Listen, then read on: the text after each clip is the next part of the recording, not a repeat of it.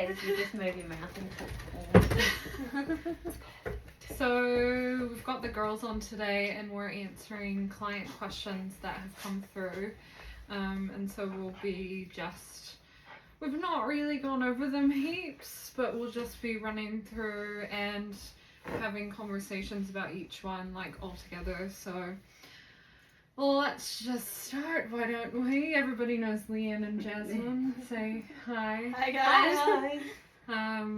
So the first question that we've had is, how do you stop your dog barking every time a person walks past the property? And everyone wanted to know the answer to this one. that I think it was Crumpet's mom, Fran, commented this. So I guess Crumpet has been barking at everyone when they walk past their property. So, who wants to get started on this question? I'd say if your dog's barking when you're not at home, it will take a lot longer and it can be a lot harder for you to control the barking and make them stop barking. But if they are barking or people walk past while you're home, having distractions ready for them can be a lot easier. Practicing people that they know walking past the house can be a lot easier. If you sit inside at the window with them while people they know are walking past, that can help as well. Yeah, this is a super hard one because you don't know what's going on during the day when you're not there, and they could just be literally rehearsing the behavior all day long, right? So they could just, the more they're rehearsing it, the more they're going to do it, and you can't stop them from doing it if you're not home. So probably the best thing that you can do, if you can, in my opinion, is cover the window that they're barking through. But that's not always an option, and some dogs can get behind curtains and stuff. Mine do sometimes, or the dogs that stay with us definitely get behind the curtains. But like Jasmine said, the more that you practice people walking past, like during a training session once, I had the dad run past in like high-vis and boots so that the dog didn't recognize him, and he just ran past a few times while I was working with the dog, having the dog sniff so that the dog could calm itself down. I wouldn't try, the other thing that you can do, if your dog's alert barking, because there's a difference between alert barking and fear barking or anxiety barking, and most of the time when a dog's passing, well, I guess when a dog's passing to your house, they're going to be alert barking. So if you just interrupt them and say thank you, sometimes that works, but sometimes it just doesn't. It all kind of depends on your dog. You just have to try a couple of different things and see what works best for your dog. Yeah, it's a lot like jumping up. It's another one of those really tricky ones where you have to kind of go through each step of the way and see what works best for your dog. What do you have to add to that? Look at my socks. It's not Christmas. I'm not sure what. You can edit these, right? Yeah. But I want to.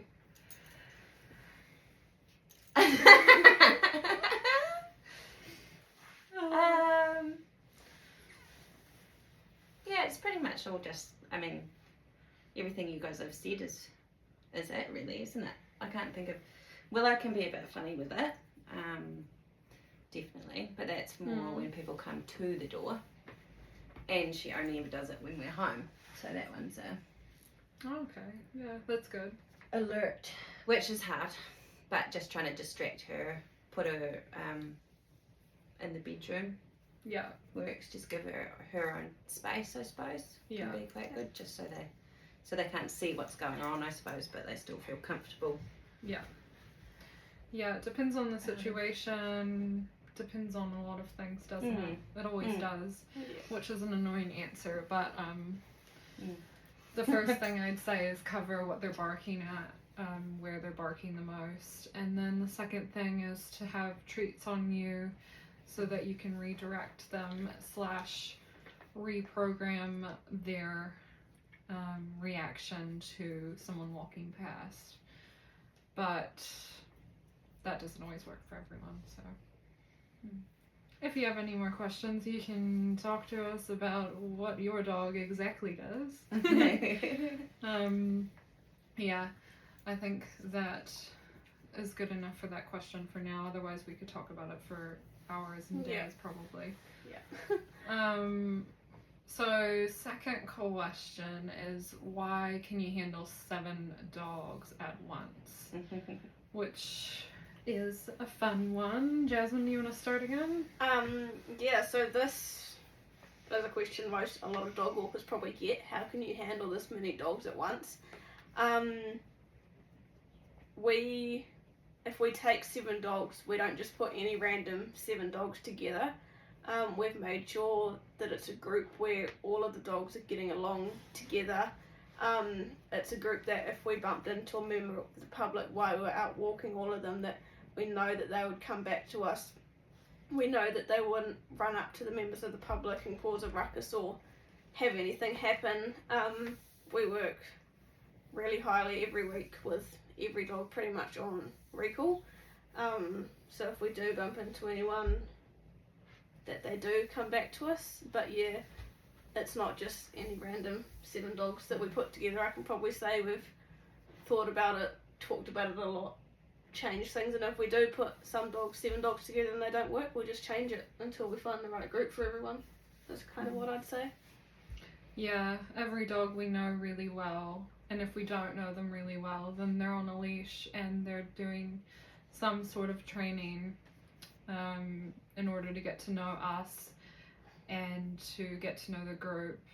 So it's not like we just throw a new dog into the pack and then expect things to go wonderfully, because there's a lot of behind the scenes, like, oh, this dog isn't going to work with this dog and this dog's going to work with that dog, and then, like, if we see a member of the public, then those 2 will probably go off and say hi. So we're really aware of the possibilities of that happening as well. So say if we have 2 dogs that are really likely to greet someone and we see someone, they have a drop leash on, so we just can quickly pick that leash up.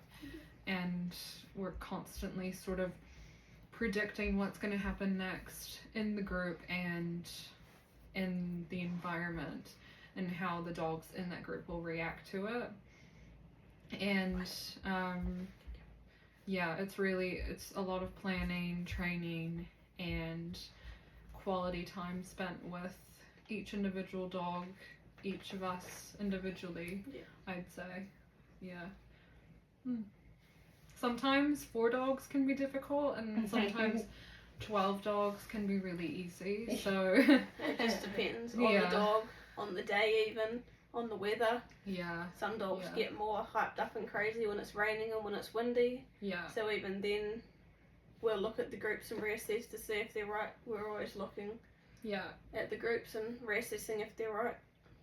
And I think Leanne's noticed that since she's recently started, that we spend a lot of time talking about the groups. Yeah. There's a lot that I've still got to learn with all of that. And yeah, you guys will always change. Mix some things up, but it's, And I think... Sorry. Oh, here you go. Another thing I just thought of that we were going to add was, it also, a lot of the groups also depend on how many new clients we're getting at a time, and we'll often look a lot harder at the group if we're getting a big influx of puppies, especially if a lot of them aren't desexed. So we're not having a lot of males and females together, or we're not having a dog who's reactive to dogs who still are entire in that group. That's another thing that we look at a lot with, especially when we do get an influx of puppies, which we've just had quite a big influx of puppies and young dogs. So and with puppies as well, you have to think about things like, are they confident, are they playful, do they need a dog that's confident and playful in their group in order to improve, or should they be in a really chill group where people don't where dogs don't play, and that really just depends on their own personality. So There's one dog, for example, she's a bit older, but she's not very confident with dogs or humans, so we want to put her in a calm group. And then there's another dog who's a puppy, and she's really full noise, but when she gets around other dogs, she kind of loses that confidence that she has with people, and we want her more in a playful group where it's going to kind of push her to come out of her shell, if that makes sense, which takes time, but there is a group for that, and then there's also a group for the other dog, and we have to make sure that there are groups for both of those. For both types of dogs that we'll get, types that can help them grow. Not every puppy we get's the same, so we do need a variation of groups to be able to put them in. Yeah. Make sure everyone gets along and has a good time, I suppose, isn't it? Yeah. It's not even just that they don't sort of get along as such, but it's just making sure everyone's with the right group, isn't it? Yeah. Where they can hoon around, or they can chill, or they can Yeah. plan paddles. Yeah, what they want to do and what the others want to do, and how it's going to improve their little lives as well.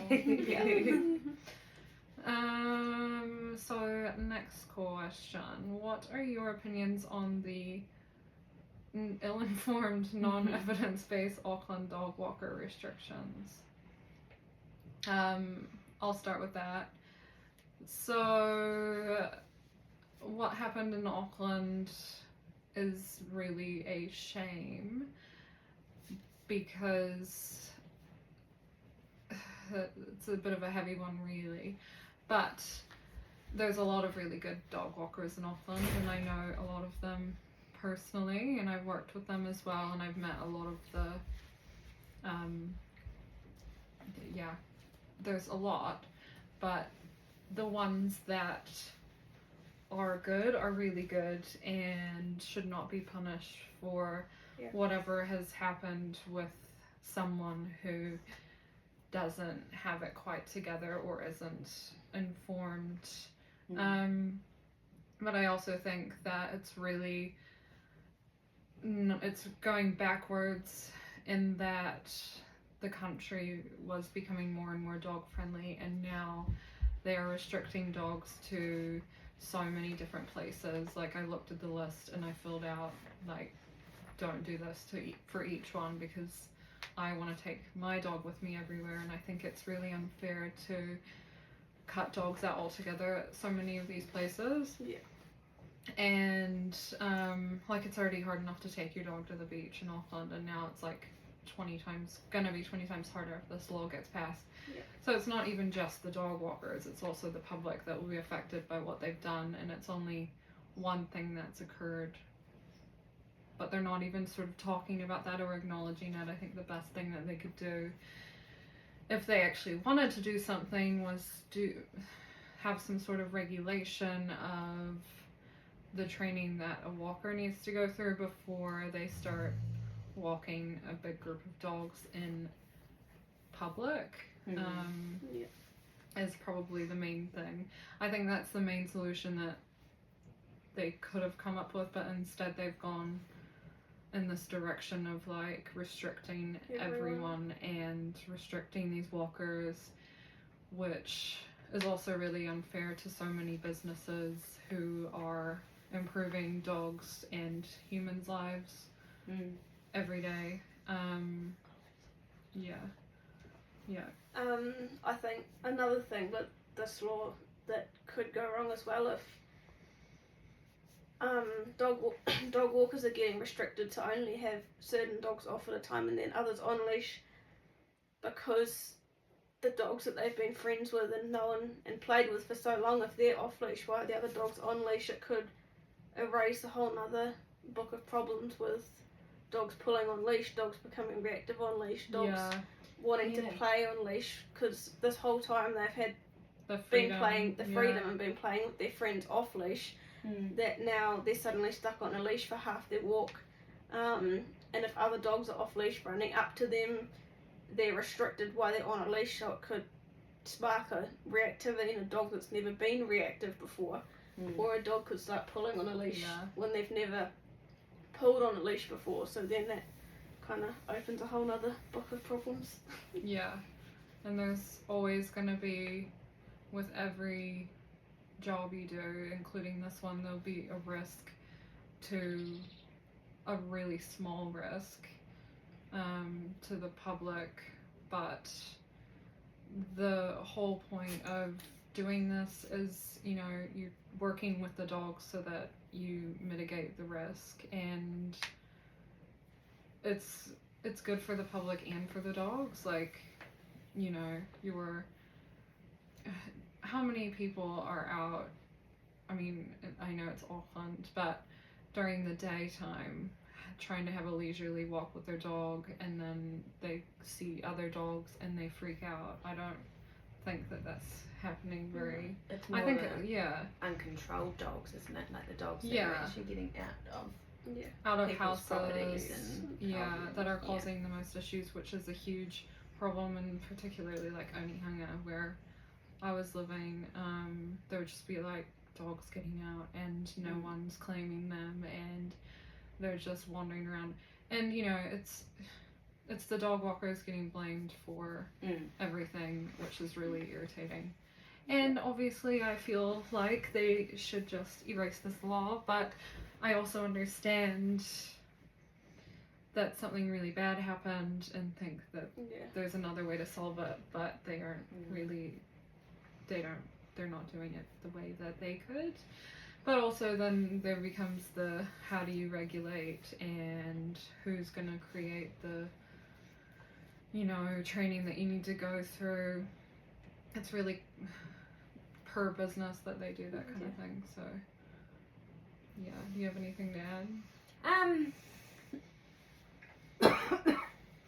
Not really. I mean, to be honest, I know a wee bit about the whole situation, but I don't know all of the ins and outs and everything of it. But yeah, I mean, from what I have heard, it doesn't sound like it's really going to solve much of a problem. It's just going to make things harder for everyone. Yeah.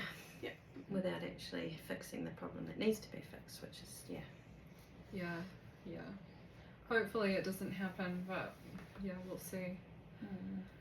So number 4. Let's see, I can't really read that yet. Why do dogs pull on their leashes when walked, and how do you stop them from pulling? Jasmine? Many reasons. Thousands of they reasons. could have seen something in the distance that they have their eye on, like another human or another dog. A rabbit. A rabbit, yeah, they could have found a smell that they really like. They could have, especially if you've got this dog and you haven't had it from a puppy and they've had previous owners, it could have been rehearsed their whole life, so that's the only way they know how to walk on a leash, is pulling. They could not have had much exercise, and now they're just frothing at the mouth to go outside, and so you know, they can't, they're just in fight or flight mode. No one's home at their house, and all they want to do is run or walk really fast. They could not be used to the people, the dogs around. They could be anxious, they could be overstimulated, they could be lots of different things. So I mean, you know, you've seen a dog that doesn't pull on the lead is usually a chill dog.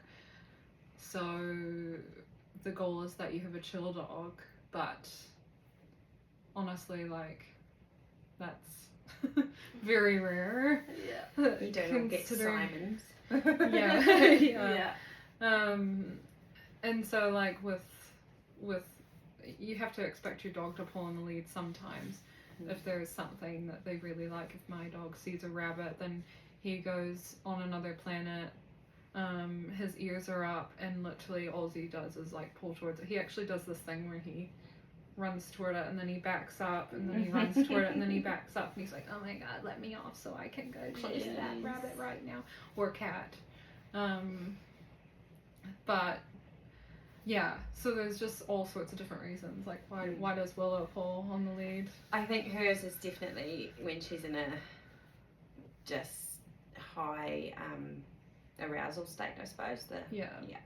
There's always smells. There's always something over here that she wants to get to, or so just trying to get her to calm down can be a bit of a challenge. Yeah. She always does much better after a walk when she's been running around, when she's a bit more tired, and she can focus a lot better. Training to get her to not pull on the leash. I feel like that kind of helps answer the other bit of this question we've got, is how do you stop them pulling?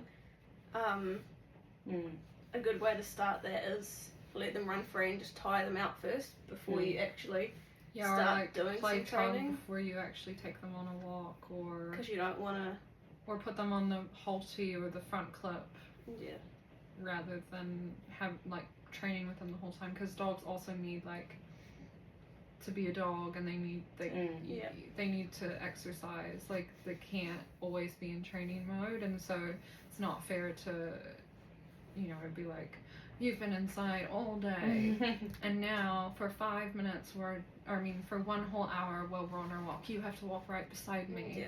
You can't really expect that from them, because they, like, they're animals. They need to walk, they need to run, they need to be outside, and obviously you can do training, and so, you know, you do training and you keep them from rehearsing pulling as much as you can, which is why the front clip and the halter and things like that come in handy when you need to exercise them, but you don't want to be in training mode the whole time. So if you get into the whole training bit of it, it's basically a tight leash doesn't walk. The reward is walking. And you can also do treats, but a lot of dogs aren't really in the state of mind to use treats when you are, you know, walking with them, especially if they're overstimulated. So what do you do? Generally, I mean, Willow is hard because she's not interested in treats at all. Generally I will stop, or I will start walking backwards a bit to get her back to me, get more interested in me, and just the more she pulls, the more we'll stop. You don't get very far on your walks, but it does work. The first few times you do it, you may not even get four houses down the street. But that also doesn't mean that you shouldn't walk your dog or take them out to do something else. So it's really a balance between, you don't want them rehearsing to pull, but you also want them to live, and if they're not getting what they need first and foremost, then there's no way that they're going to walk nicely on the lead. Like, your dog can be so lovely, and then, you know, you didn't walk it the day before, there's no way it's not going to pull on a lead, even if they know how to walk loosely on the lead. Like, so many dogs know how to walk loosely on the lead. It doesn't mean they're going to do it every time. Like, it's like, I can't even think of an example compared to us. Like, I don't know, we're like starving or something, and we haven't eaten in a whole day. You get a bit hangry. and then you like, there's like food in front of you, but you're not allowed to eat it, I guess. I don't know. That might be a good example, might not be. That covers that. If you've got any questions about any of the questions we've gone through, just message us or chat to us if we're picking up or dropping off one of your dogs. Oh, why do dogs destroy things while we are away? Well, there's lots of reasons for that too. The answer of the day. But mostly anxiety, stress, boredom.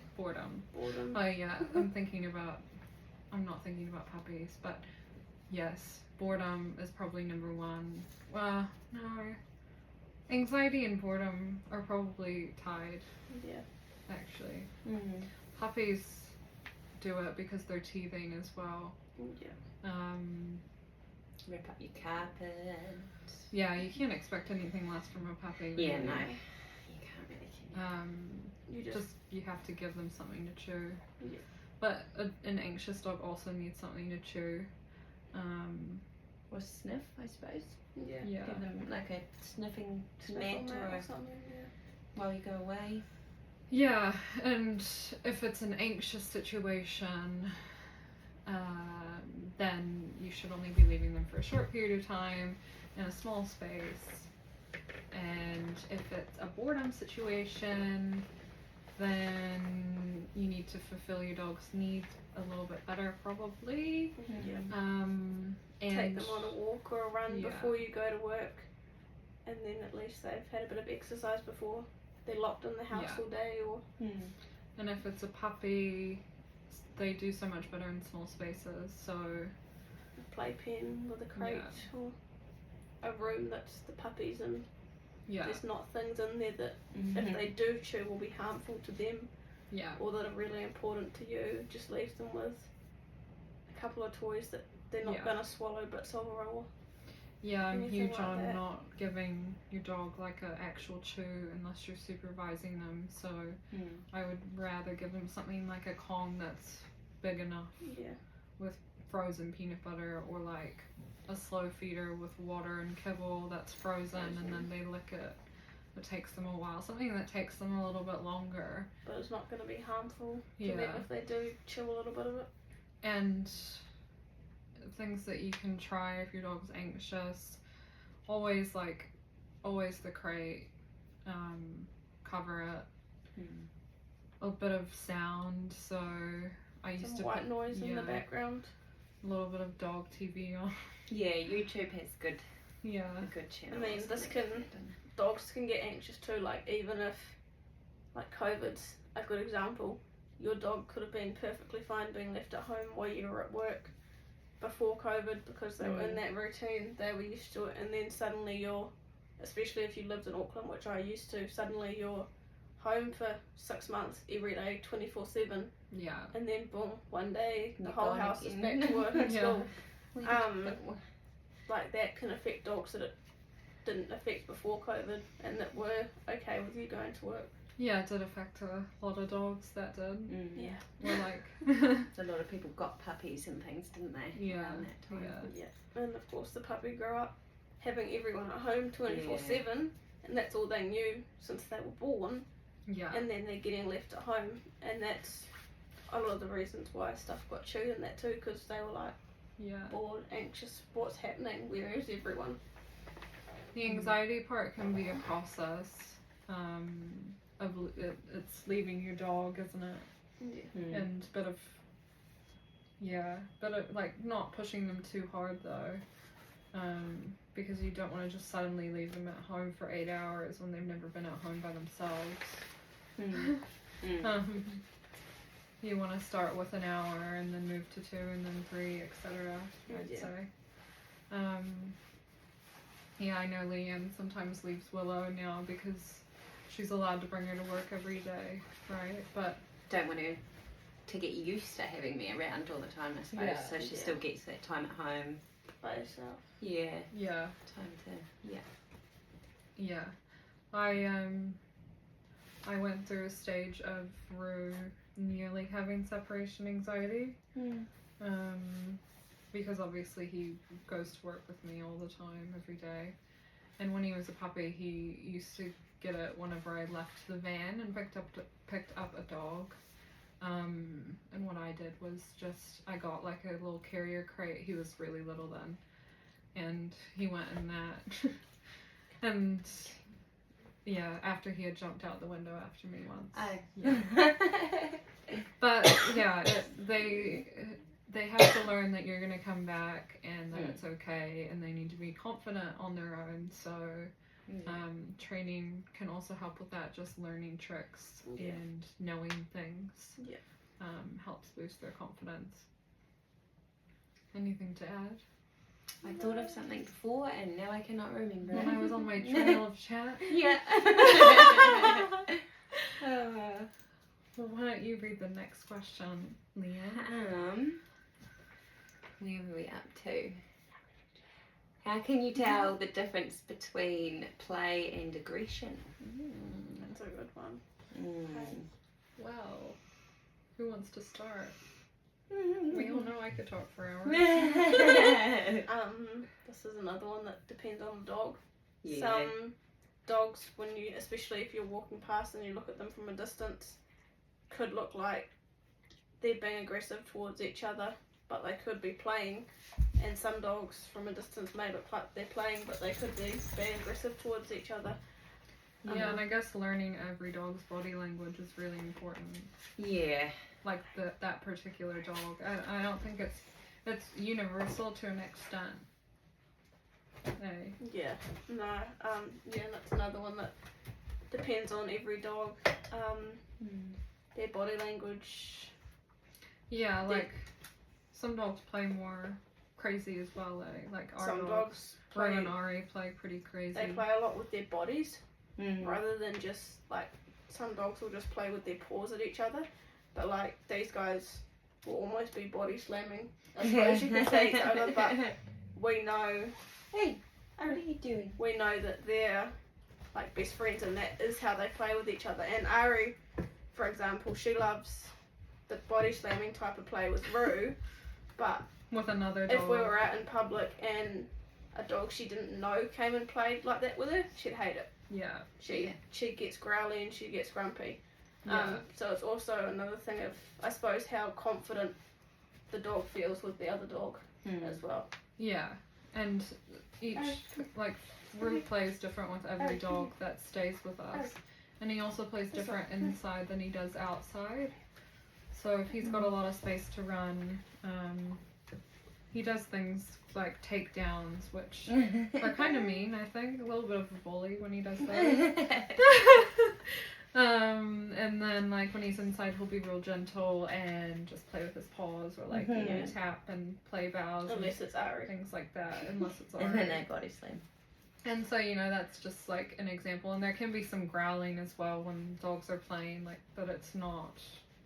There's a difference between growling and like growling. But usually if dogs become stiff, then a fight is likely about to happen. Yeah, that stance. Their hackles go up, their tail goes right up but really stiff and it's not loose.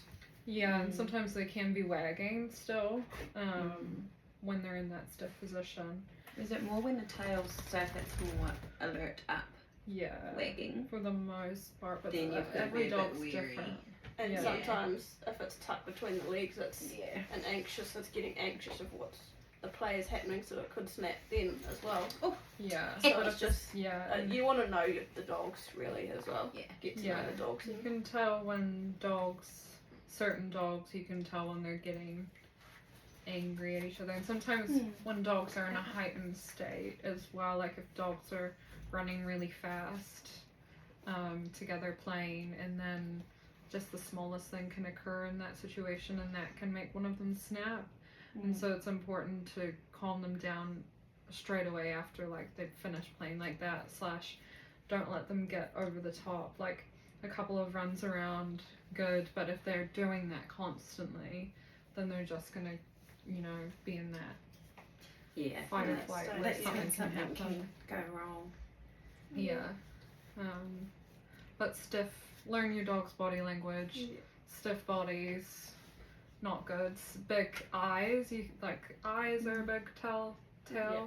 Ears as well. Hackles on the top of their back. Or their tail. Yeah, and some dogs, their hackles do go up when they're excited too. Yeah. So it's really just knowing your dog. Yeah. And some dogs growl when they're playing, like I said before. Like Ari does a bit of growl, Rue can do a bit of growl. And a lot of dogs, a lot of dogs I know do tend to growl more if they're playing tug as well. Yeah. But that's not an aggressive or a grumpy growl, it's a happy kind of playful growl. Yeah, so there's really, the more you observe, the more you'll know. So if you really would like to know, I'd recommend even like recording your dog playing and then watching it back, or watching the Zoomies videos in slow motion or something, and you can kind of see the dogs playing, and then look up online like stiff dog, you know, and then you can sort of see the difference. But like with every dog it's different. Like with Taz, his ears wouldn't really move at all much. Like his ears might go forward a bit, but since they're so floppy, but usually the ears are also a sign, and so that's why it's from dog to dog again. But I also don't like the word aggression, because I feel like every dog could get into a fight because they have boundaries, you know. If they get pushed too far a bit, or that's like something. When we get pushed too far, yeah, we'll lose it. You don't necessarily want people running up into your face. It's the same with people and dogs. If you get pushed too far, or if you lose it, like it could be at a person that you love or that you know. It's the same with dogs. It could be at one of their best friends. If something just happens that day, and then the next day they're back to being best friends again. It's just kind of in the moment thing. And so it's not as big of this, like, it's not this hovering over your head sort of like they're aggressive because they had one fight sort of thing. Everyone fights a little bit, like not like big fights, but like little growls here and there. There's really nothing to worry about. Your dog needs to communicate, so you should be thankful that they're communicating their boundaries with other dogs and themselves and you. And they also, I suppose, they need to learn how to, you know, come up to a new dog and everything. So having that dog sort of show them where is too far. Be quite good. Because some dogs don't care at all, and then others really, you know, something could have happened to them, or that's just how they are, like, you know, introverts, extroverts. So if you, I recommend watching a video on body language for that one, but it is really interesting. Being able to study everyone's body language all day, isn't it? You could spend a lot of time on that. I'll let Jasmine read the next one because I know the answer to that for her. Is it okay for dogs to sleep in bed with you? Personally, I say yes and no. I let Ari sleep on the bed with me because she knows her boundaries, and she won't associate sleeping on my bed as that she's allowed on every bed in the house, or she's allowed on the couch, she's allowed on the chairs and everything like that. And also she knows that if I tell her, she waits until I tell her she's allowed on the bed to hop up. Like if I'm lying in bed at night, she'll come in and she'll look at me, but she won't hop up until I say, okay, up you come, and tap on the bed. But I think if you've got a dog who doesn't know their boundaries and is getting, I suppose, naughty as well when they're allowed up on the bed, like wrecking your pillows, doing all that kind of stuff. Trying to play. Growl at you. Growl at you. Never a good one. You want to make sure that they know that that is your space and you're the boss when they're on the bed and you've invited them in to your space. It's like when they're in their dog bed, we won't go in and shoo them off it, or it's not our space, it's theirs. And I suppose just making sure they know their boundaries. Yeah, it's another one of those, look at your own dog in front of you and see how you go. Like, I could list off 4 dogs that I don't think should be allowed in bed that I know, and I could list 4 dogs that should be allowed in bed, and I won't do that, but I think that it's just really important to look at your dog and what they're like. Like, it doesn't even matter what kind of boundaries you have with them. Like, at the end of the day, they could still be difficult in bed, if that makes sense. I don't. Smaller dogs are always easier. You don't necessarily want a giant dog in your bed because then you won't have any room left in your bed. But just the simple things. It depends on you too. Like, do you want your dog in your bed or not? I personally don't really like having dogs in the bed because they like take up all the covers. Then If you they're in don't. between like Eddie and I, and like, you know, when you can't get the cover over you. Yeah. Anyway, it drives me mad. So if a dog is sleeping in bed with us, and it's usually only little dogs. Shout out to Coco and Billy. They sleep like in And between the pillows, and Marla. They sleep in between the pillows, and I want them there, and Taz does as well. But they'll also sleep on the floor in the bed. If I need them to get off, I can just tell them to get off, and they will. Yeah. Then there's, on the other hand, Rue will never, ever, I don't think he will ever sleep in bed with me. Ever. So anytime I get with him in bed is like treasured. Yeah. And I encourage it because it's so rare. Like, if you have a dog like Rue, then that's fine if he's in bed with you. But if you have a dog that's all over you in bed, and you don't like that, or it's causing other problems in your life, they're all over you all the time, then you probably shouldn't have them in bed with you as well. They need to be comfortable in their own bed as well. You know, like, can they also sleep in their own bed in a different room? In a crate. And not whine, not squeal, not be looking for you. Are they jumping all over you during the day while you're working? Are they asking you for things constantly? Then those are signs that you probably shouldn't have your dog in bed. And if they're literally just unable to settle, then probably no as well. Because that can sort of cause the more anxiety and things, can't it? If they're just constantly there with you. Yeah.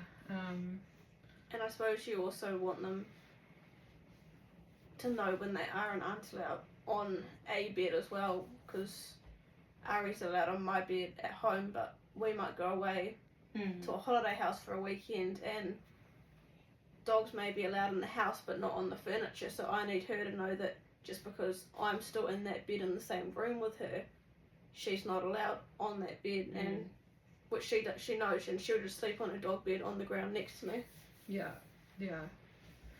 Yeah, it's another one of those. Look at your dog. If you are wondering if your dog should sleep in bed with you, just give us a ring. Yeah, what do you do with Willa? Willa doesn't sleep in bed, does she not? Or Sam? She's pretty good as well, I suppose, because she just, similar to Rue in a way, she will come up. She'll probably be there maybe 5 seconds. A bit longer than Rue, actually. I get a few more cuddles than Lisa does.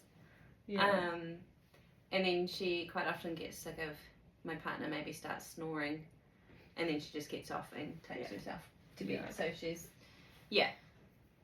my dog's grown up now, and he sleeps in a completely different room, which I find devastating. But why don't you love me anymore? Yeah, fun times, bro. So what's next? Oh, actually, what's the weirdest thing that's ever happened on an adventure walk? I could say one myself, but I don't know if it's fair. When Lisa got the van stuck. Doesn't quite involve dogs, but for me that's probably the weirdest thing that's happened. That was really the other day, and it was quite embarrassing. I think that was quite embarrassing. I literally went up in the most dumb spot in the world, and I felt like a real dumbo. Sorry, Bodie. Sorry, Jill. I think down here, well, it's not weird, but it's just different, is from down here to walking in Auckland is you've got to look out for horses when you're walking, you've got to look out for dirt bikes when you're walking, whereas when you're walking through the streets of Auckland, you're not usually going to expect to see a dirt bike go past or horses go past.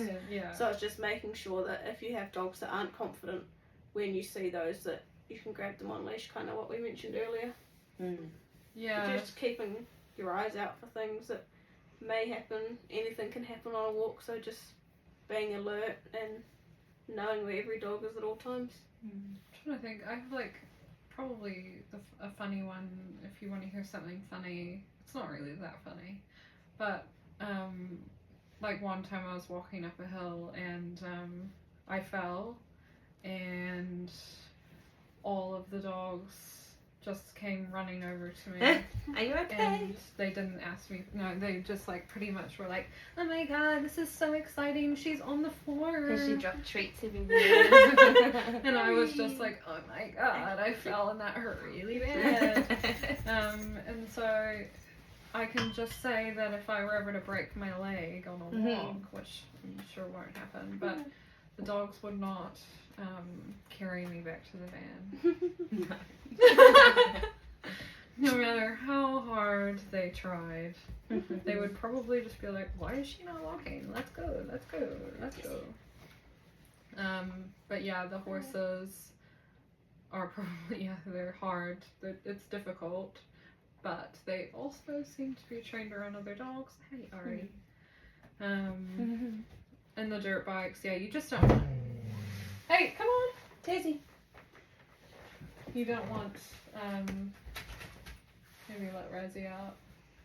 I think he wants to go see Eddie. Yeah. I wish there was something, like, quite funny, but yeah, the van's pretty funny. What weird is, like, I guess the other thing is when there's a full moon, some weird things occur. Like, some of the dogs act a little bit different. We were joking about that today. That would kind of be it.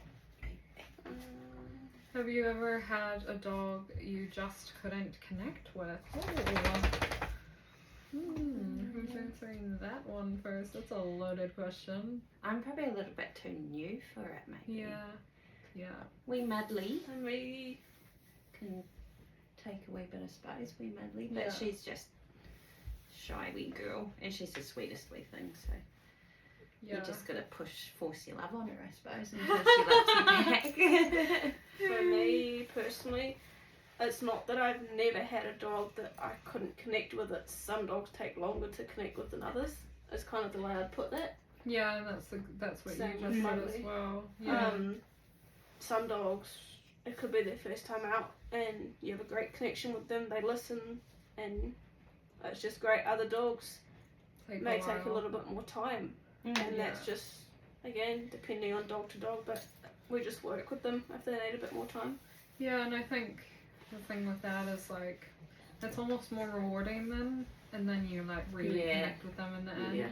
Like, for Mudley, all the girls know that I'm in love with her now, and because she's finally, she's wagging her tail at me, and she's off the lead now, and, you know, just seeing their progress is really exciting. So I call it a slow burn, and then, like, so there's quite a few dogs that are slow burns, and most of the time the owners understand that, but sometimes they don't, and they're like, "Why isn't my dog excited?" And it's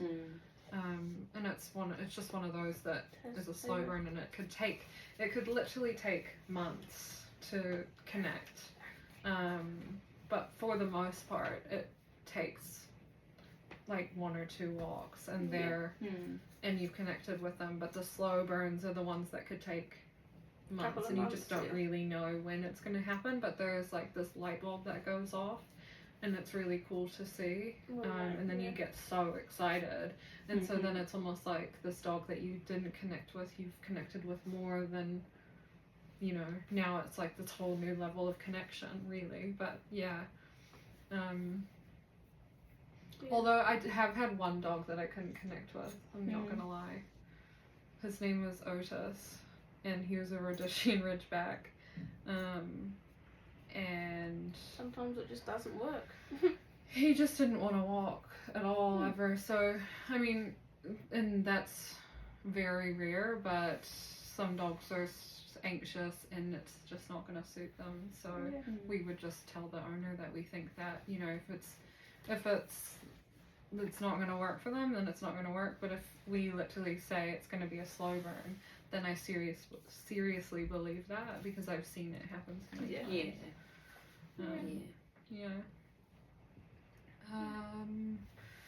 What's the naughtiest behaviors that Zoomers do? It's not naughty, but a lot of them love to bark. in the back of the van, and they know they're not supposed to. They talk Because very loud. You'll be driving and they'll be barking, and then you'll turn around to look at them and they'll stop because they know that that's a naughty behaviour and they're not supposed to be doing that. But it does crack me up that when I'm not looking, they'll do it, but as soon as I turn around and look at them, I don't even have to say anything. I'll just turn around and look at them in the back of the van. Quiet. And they stop. Or quiet, and they're like, oh, okay, I can't make noise anymore. Or like, you know, as soon as you hit like gravel, any gravel, they think that they're arriving like at their adventure, and a so lot of people have gravel driveways, so that's always fun. And we're like, we're not there. And then when you get there, like everyone could be super loud and obnoxious, and then like literally you get into the back of the van and they're quiet because they know that they're not going to get out until they're quiet. And I'm like, why couldn't you have done this the whole time? But you know, it's just excitement, so we can't blame them for being excited. But it does hurt our ears occasionally. Doesn't happen with everyone, but some it does. Anything else that's naughty? Not that I can think of. Not really. Most of them are just more funny than naughty, I suppose. Yeah. Get up to mischief. Yeah, I can't really think. I mean, rolling in dead things is always fun, but that's not really naughty, I suppose. That's just being a dog. dog. Yeah. When they stink, when they roll in something smelly, that's no fun. Or when their ears turn off occasionally, but that doesn't actually happen too often.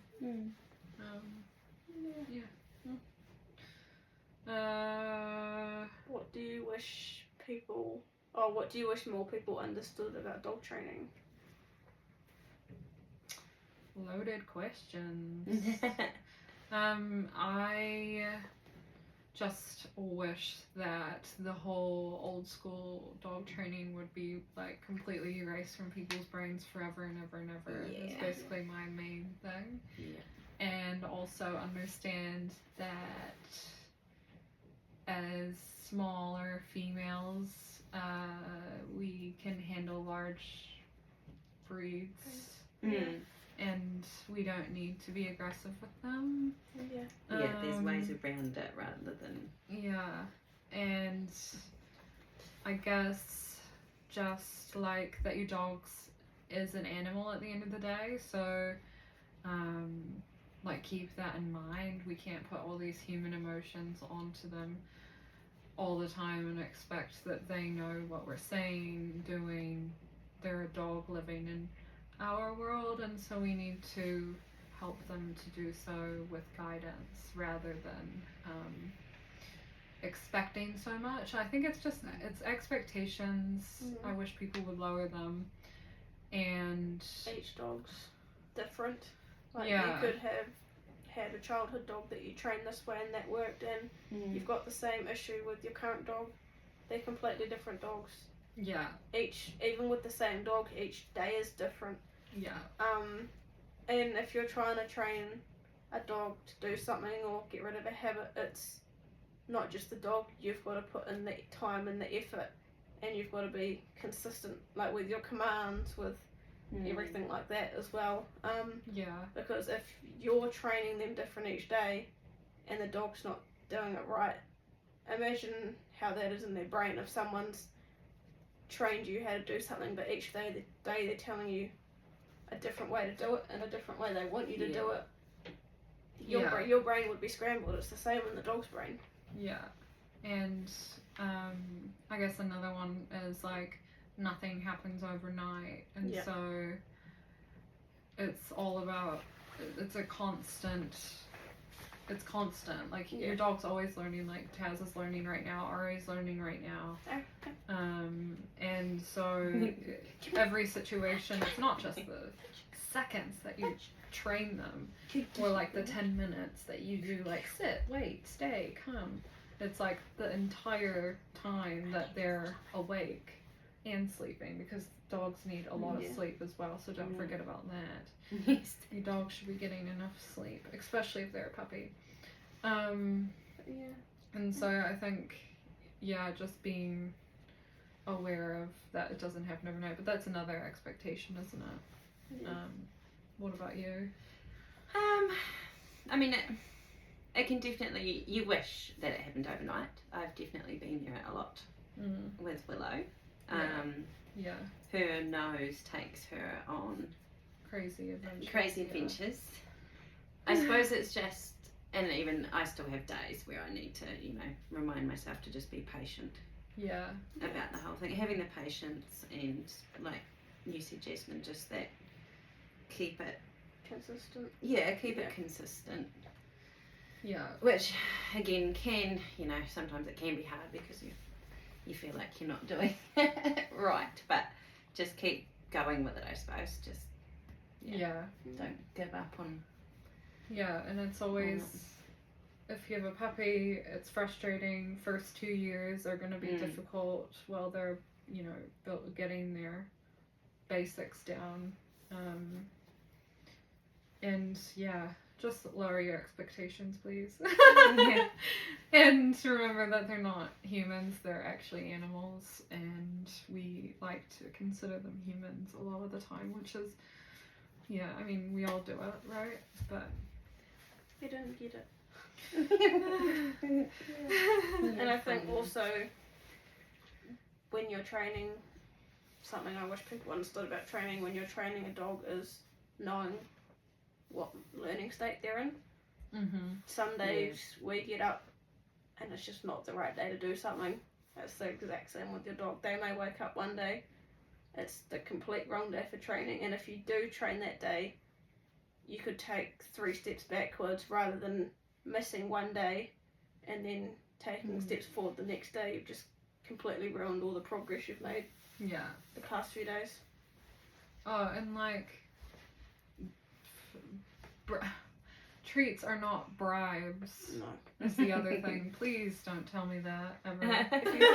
If you think you're using too many treats in a training session, you're make wrong. their dinner small. Or if you're worried that they're getting overweight, make their dinner bit smaller. Make their breakfast a bit smaller. Use their kibble as training treats. You can never use too many treats. The only thing that you can do is treat at the wrong time.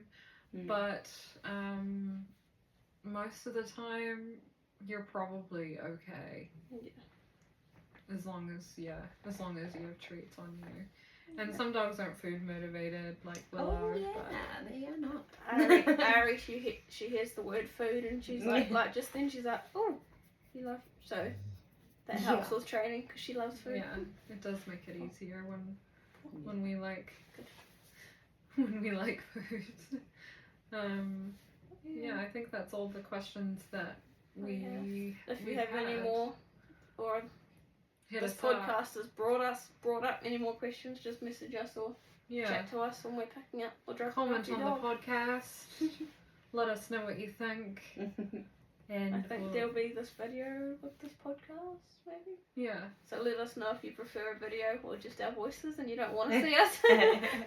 Yeah, maybe we should decorate the room next time. Yeah. Okay, bye.